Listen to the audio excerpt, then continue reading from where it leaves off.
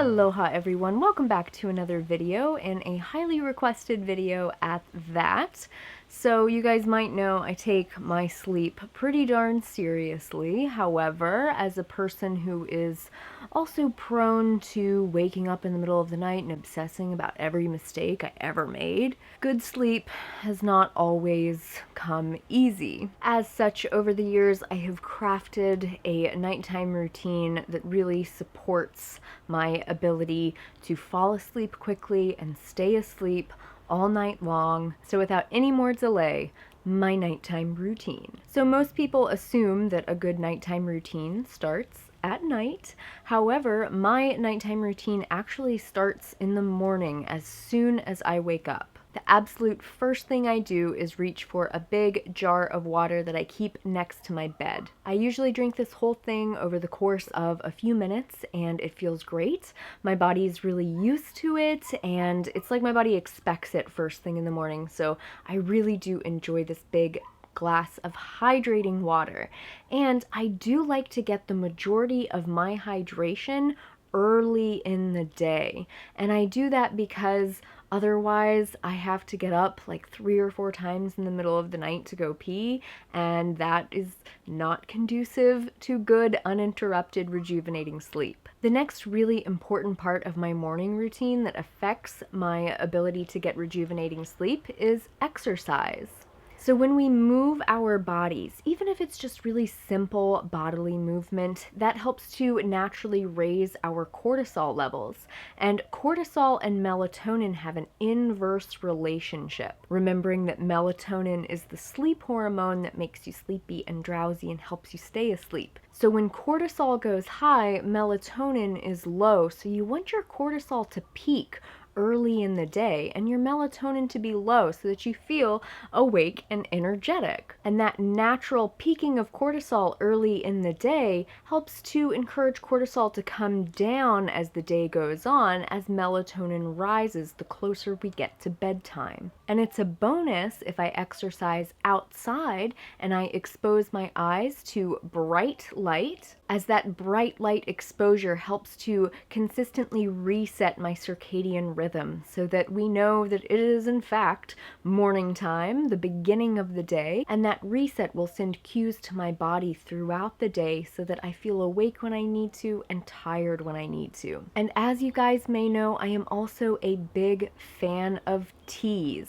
I love green teas and white teas and herbal teas and all kind teas. But if I'm having caffeinated tea, I always make sure to have my caffeine early in the day. That's because caffeine has a really long half-life, which means that it stays in your body for a while. So if I drink caffeine after noon, I am going to have trouble falling asleep. That's just been a consistent pattern.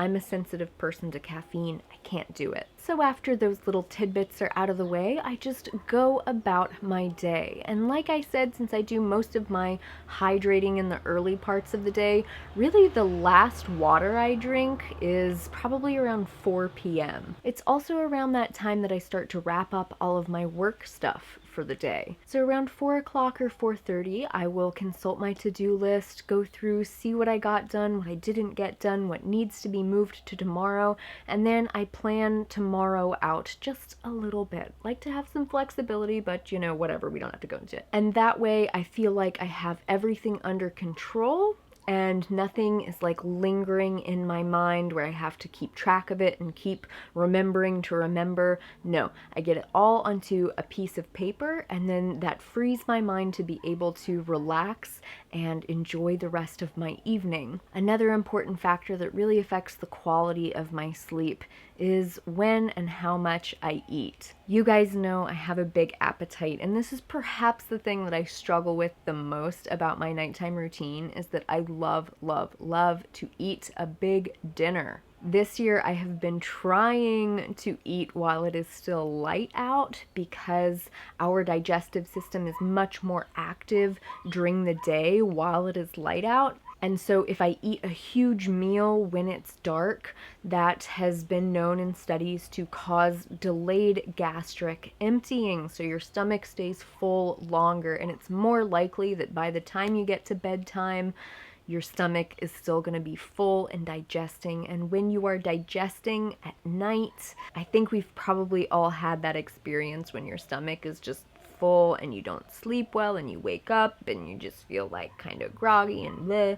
And that's because when your energy is going towards digesting, your body isn't able to go through its usual cleaning out processes that it does at night. So I do like to put an effort into eating when it is still daylight and at least 3 hours before I am planning to go to bed. So after dinner, I put food away, wash dishes, make my lunch for the next day, and get any other chores that need doing out of the way. After everything is done, I start my sleep hygiene routine. Now, despite what a lot of people assume, sleep hygiene actually has nothing to do with whether or not you fall asleep dirty. What sleep hygiene refers to is how well and how cleanly we demarcate the rest of our day and all of that stuff from the activities that we do before sleep. So a good sleep hygiene routine is very repetitive and very predictable. That way, those activities will cue your brain in a reliable way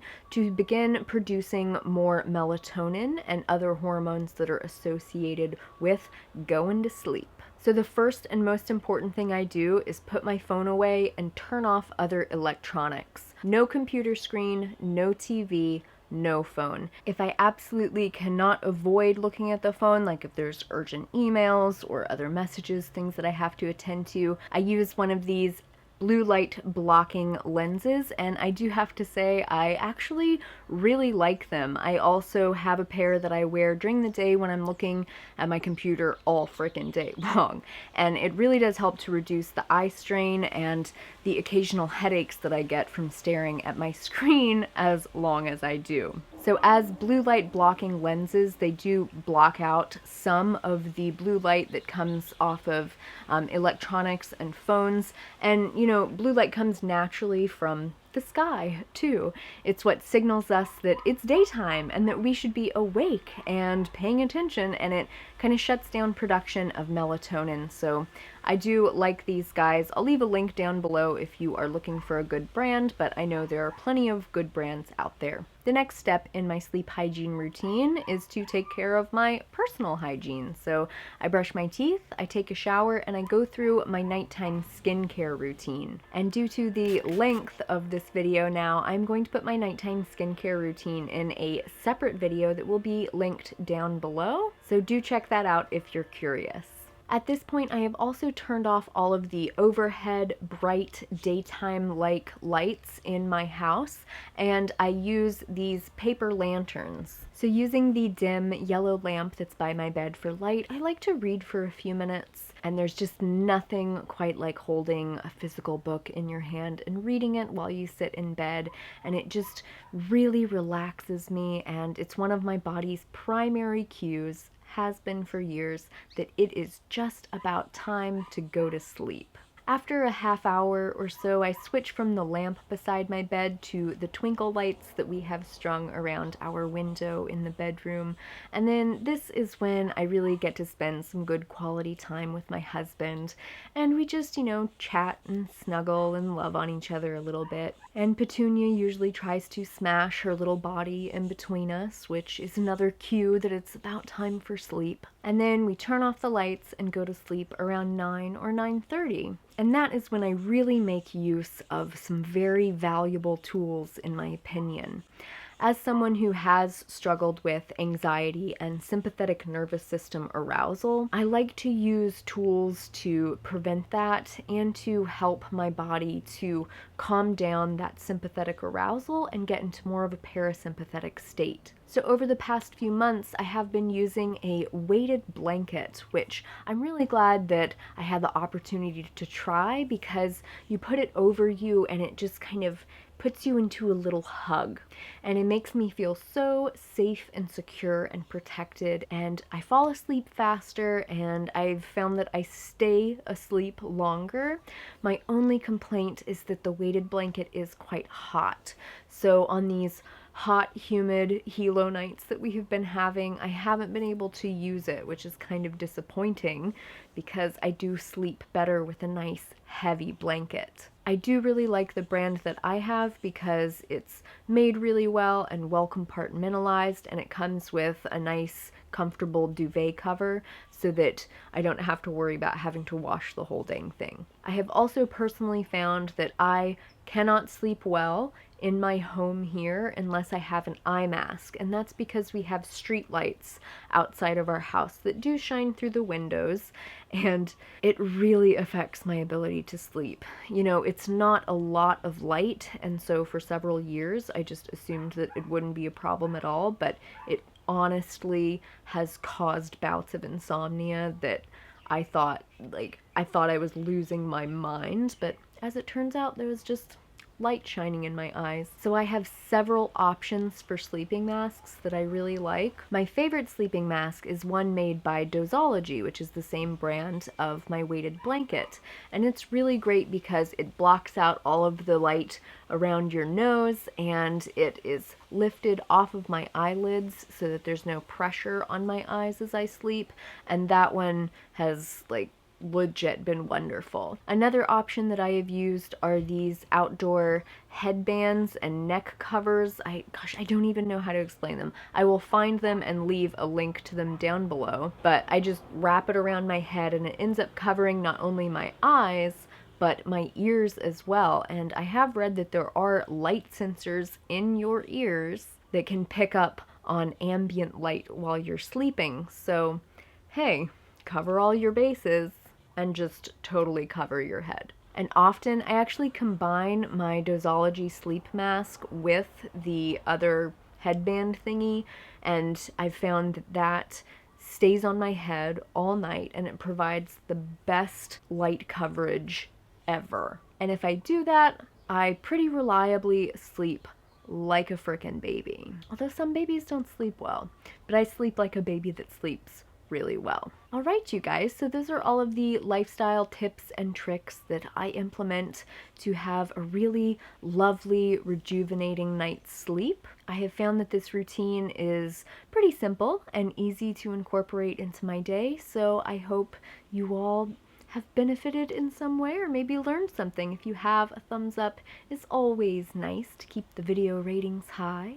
And if you want to leave a question or a comment down below for me, feel free to do so. I will get to those as I'm able. And as always, make better choices for yourself. No one will do it for you, and take really, really good care. I will see you all very soon. Bye!